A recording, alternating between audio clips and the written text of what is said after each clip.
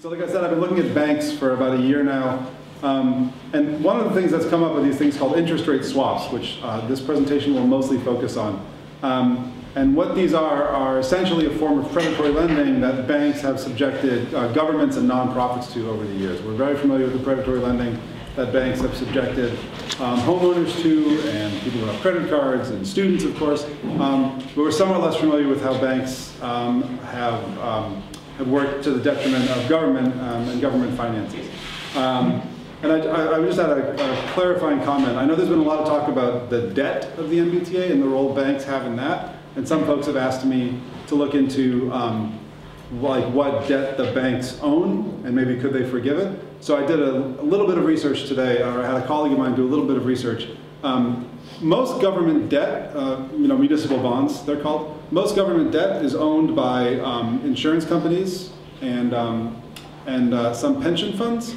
It's generally a safe, conservative investment. It's a bond. It's called a fixed income bond, and it's called that because you can expect to get like a fixed income flow. And banks aren't all that interested in these really conservative investments. So yes, J.P. Morgan Chase, Bank of America, Deutsche Bank, Bank of New York Mellon own some of the MBTA's debt, but they don't own very much. What they do is get in these interest rate swaps.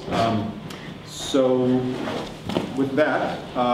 So you can see the title of the presentation. It's not subtle, but most of what I do these days isn't.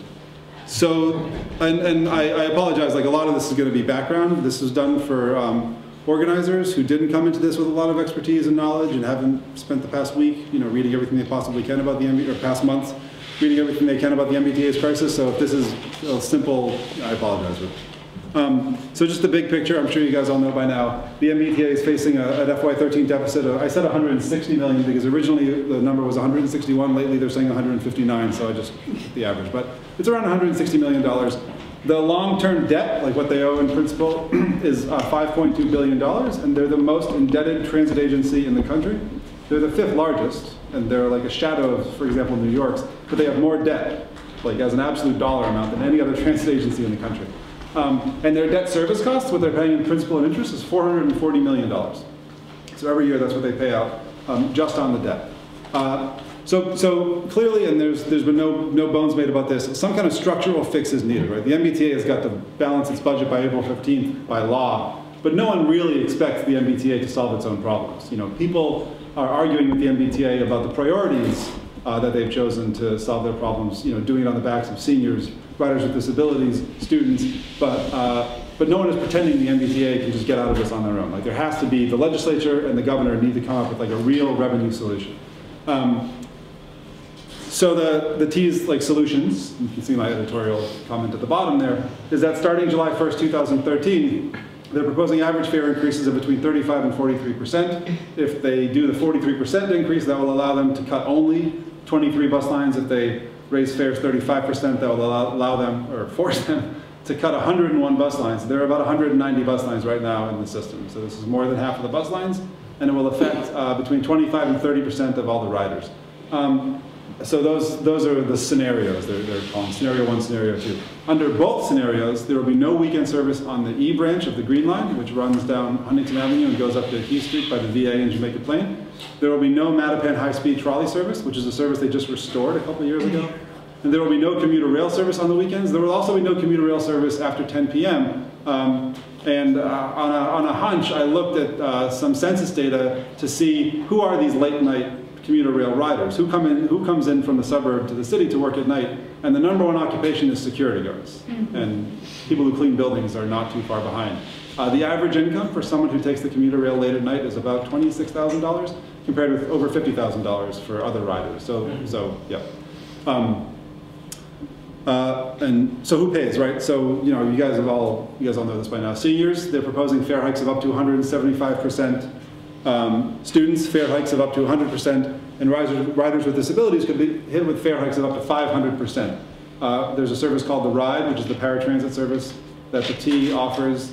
They have to offer it according to the Americans with Disabilities Act. They've gone above and beyond what that legal minimum is, but they're proposing to roll it back to the minimum and implement what's called a premium service, which means that if you live far enough away from an existing MBTA bus or train line, you will be paying $12 per round trip instead of $2 per round trip. So if you have to go to dialysis 3 times a week, you're paying $72 to do that instead of $6. And just so we're clear, folks with disabilities who work, their median earnings are $21,000 a year, and most folks with disabilities do not work. Full-time jobs anyway. So this lays out the different scenarios. Under scenario 1, and I didn't cherry pick these just to make the situation look bad. These actually are the top 8 fare hikes by percent. So it's the ride, the service for folks with disabilities, seniors, the ride again, seniors, and then the 3 student services. And under scenario 2, it's the same thing. Not as draconian because they'll be raising fares a little bit more, but still the folks with disabilities, seniors, and students will be hit the hardest. And who pays? This is a map of Somerville. It's pretty gnarly. It looked okay on my little monitor when I was sitting right in front of it, but you all probably can't make much of it. What I'm showing here are the bus cuts. So the black lines are all the lines that are going to be cut. Somerville is losing 6 local lines, the 85, I'm going to jump in, 90, 80, 82, the 80, yeah, 92, 95, 96, that's right, yeah. So as you can see, like, I mean, you know, Somerville's built along its main axes, and that's like people expect to be able to get to, or they expect to be able to get to. And so what this shows, and I can send around a PDF of this map for you all to examine more closely, but you know, these are the city's schools, libraries, it's hospital, it's nursing home, it's health centers, it's public housing, it's senior housing, and they're all going to be affected by these bus cuts. I mean, all 3 libraries are on a line that's going to be cut. That's not to say that these will be left without service, like Highland Avenue, for example, has several bus lines that go down it. They won't all be cut, but someone's riding those lines to get to these things. They'll just close the libraries. Say what? They'll just close the libraries. Yeah, exactly, right.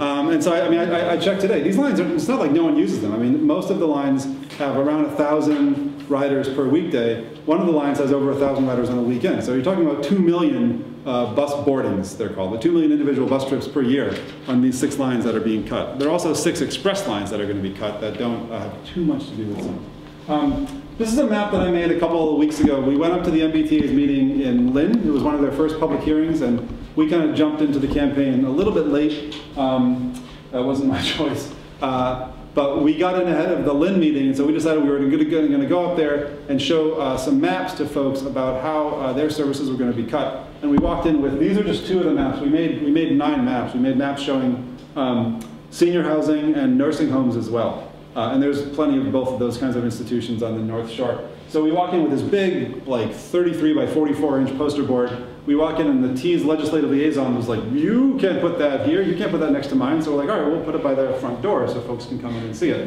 And it worked, like people were really pissed. What this is showing is, so current bus service is on the left. There are 5 hospitals in the North Shore, and they're all well served by buses, as you can see, all of them. On the right is what scenario 2 would look like. I mean, in case you guys can't tell, it's the yellow line that I want you to focus on. North Shore Salem Medical Center and Salem Hospital would have bus service. The other 4 would not, like no bus service under scenario 2. My union represents workers at Lynn Union Hospital, and they are freaking out. Like a lot of them need this to get to work. And we represent the lowest wage workers, so they don't always have cars. I mean, people might think they're crazy to live in Lynn without a car, but like they can because they have bus service, and they won't. Who's getting paid? Well, you saw that. I kind of gave away the ending. So yeah, interest rate swaps. So the debt burden that I mentioned, the $5.2 billion and the annual debt service costs of $440 million. Let me just say a thing about this $440 million. Many of you probably know. That is about equal to what they're getting, what the T collects in fares. So every time you use your pass, your card, or you pay cash, like you're just paying the principal and interest. It's not making a dent. So several years ago, the banks came to the T and said, you can save money on debt service by using what we call interest rate swaps. And so what these are, when the T borrows money, it uses variable rate debt, which for anybody who has a mortgage or has been following the mortgage and foreclosure crisis, a variable rate debt is like an adjustable rate mortgage, where it's cheaper for the borrower because the interest rates might fluctuate.